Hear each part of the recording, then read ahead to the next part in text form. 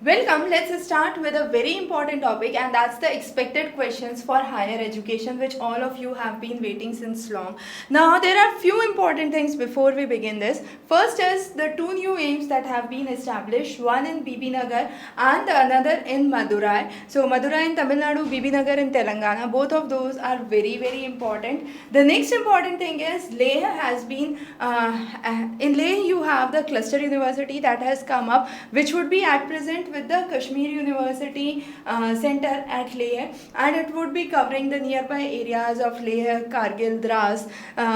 So those are the major two things that have happened. Now, in light of this, cluster university becomes very important topic. We would be covering cluster university in a separate lecture, so that's very important. A lot of lectures are scheduled to come before your NTA examination, so keep in track, keep subscribed. The next is the LEAP and the ARPIT program. So there are two programs, LEAP and ARPIT. Now LEAP is the Leadership for Academician program. This program is a 3-week program to develop the second level functionaries in the higher education system. So mainly the academic heads who can bring in more better roles or better goals, we could say, for the students. You have 15 national institutes under the NIRF ranking, which have been ranked where this program would be implemented. So the list is given here, you can just check that out. Also, you have collaboration with foreign universities for the same. The next is the ARPIT program. Now, ARPIT program is an annual refresher program in teaching. Now, both these programs are related to academicians, not to students. So, be very careful. What is the acronym for LEAP? What is an acronym for ARPIT? Could be a very direct question. So, this ARPIT program is initiated under MOOC courses, that is Massive Open Online Courses using SWAYAM platform. It would have nearly 75 disciplines that would be covered with 40 hours modules, 20 which would be video based and 20 which would be non-video based content. And this exercise would occur every year for continuously developing the academicians and teachers in their respective discipline. So ARPIT and LEAP, two very important programs. The next is Institutions Innovation Council. This is a program under MHRD. The idea is to bring in innovation in higher education institutes, which we call as HEIs. So higher education institutions, how you can bring in innovation, a scientific temperament among the students there. This would help prepare institutes also for the ATAL ranking. Now, ATAL ranking is mainly based on the innovation achievement framework for each of the institutions.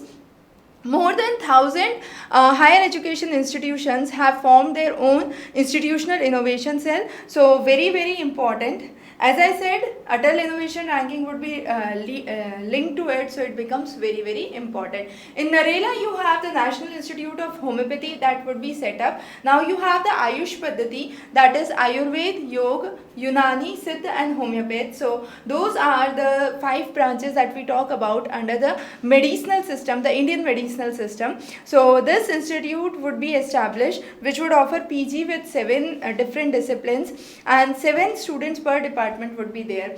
Now Vice President of India has released an autobiography which is known as Indanu Portam in Chennai. Now this is a very remarkable contribution which talks about the Maposi, who was one of the freedom fighters, a learned Tamil literature.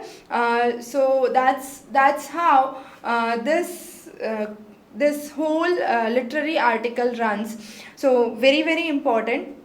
Now you have collaboration of CIRUS with Atal Innovation Mission. So it's a kind of Indo-Russian ATL Innovation Bootcamp that has been released with Atal Tinkering Labs, Atal Innovation Mission, and the idea has been supported by Department of Design, IIT Delhi. So both of those things are very important. The idea is to promote innovation between innovative cooperation between the students of India and Russia. So very important development. Now we are talking about the Times higher education ranking. This is the world education ranking for 2019, and here you have IISc Bangalore, which has topped the list, followed by IIT Indore. So that's a very new development here. However, that's from India. However, if we talk about the world ranking, you have Oxford on the top, followed by Cambridge, Stanford, and then Massachusetts, that's MIT, Massachusetts Institute of Technology. So those four have been the top rankers across the globe.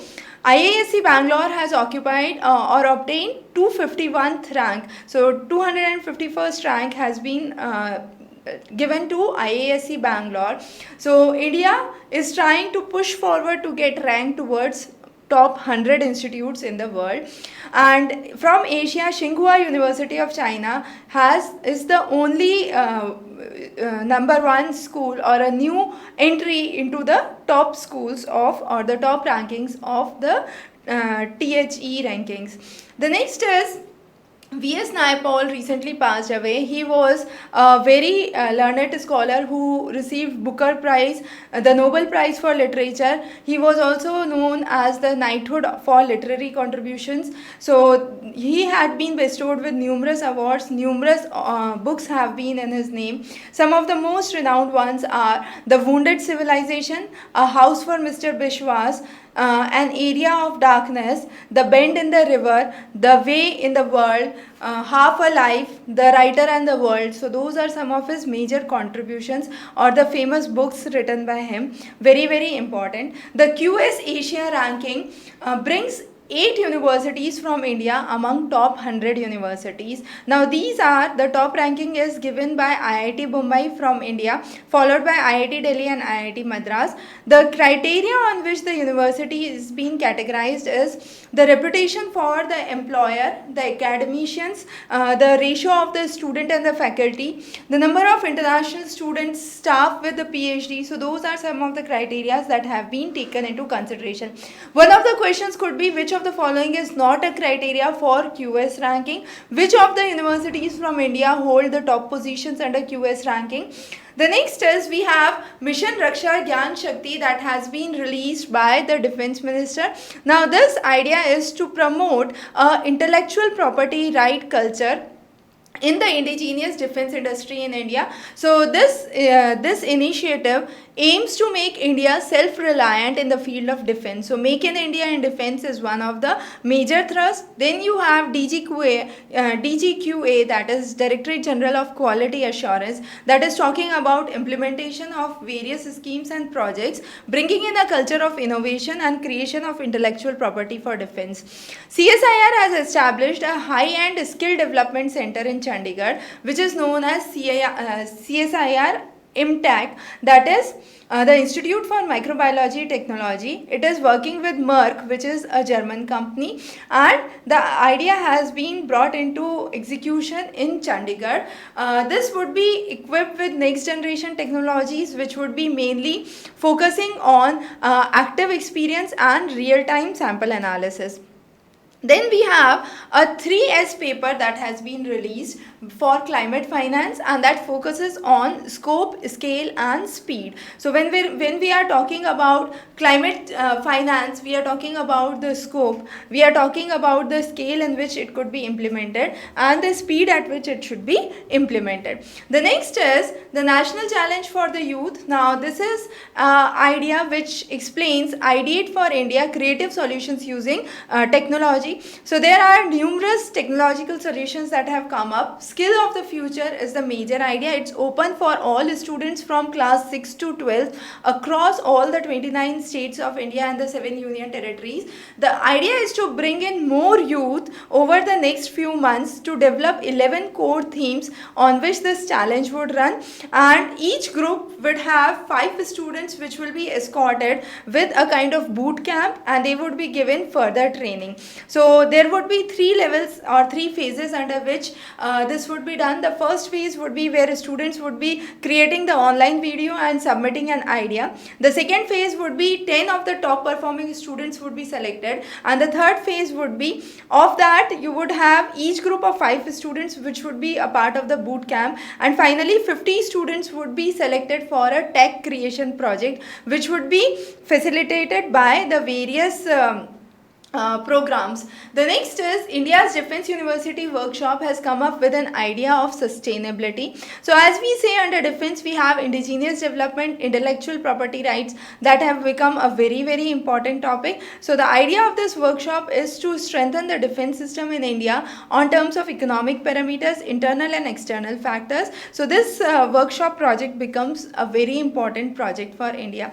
Similarly, in Northeast, we have a program which is known as IGOT, which is Integrated Government Online Training. Now, this is a training program for the faculty. So, all the faculties would be given training under the MOOC courses, and this mechanism would help supplement the core skills of the government staff. So, you have the idea to develop competent civil services for good governance. And with this, once it has come up, it could be further extended to other states. Now, initially this has come up with a collaboration of the National Law School, Bengaluru. So, very important, under which collaboration you have the IGOT project that has been released. So, it has been released under the collaboration of National Law School, Bengaluru. The next important thing is the Revamp School, the idea to revamp the school education. Now we are talking about developing school children for sports, fine arts, dance, music, art and culture. So more or less we are talking about a holistic development of child, and this concept believes that 50% of the time by a child should be spent outside the classroom activities. It could be in the form of sports, it could be in the form of culture, art, music or whatsoever. So the idea is to bring forward the Guru Shishya Parampara and take education system to a next level where excellence, equity and empathy are also considered as one of the major parts. So with this we cover our first part on higher education. We'll be bringing in very important topics for you and definitely one more part for higher education. So stay tuned for upcoming classes. Keep subscribed for further updates. Have a wonderful day.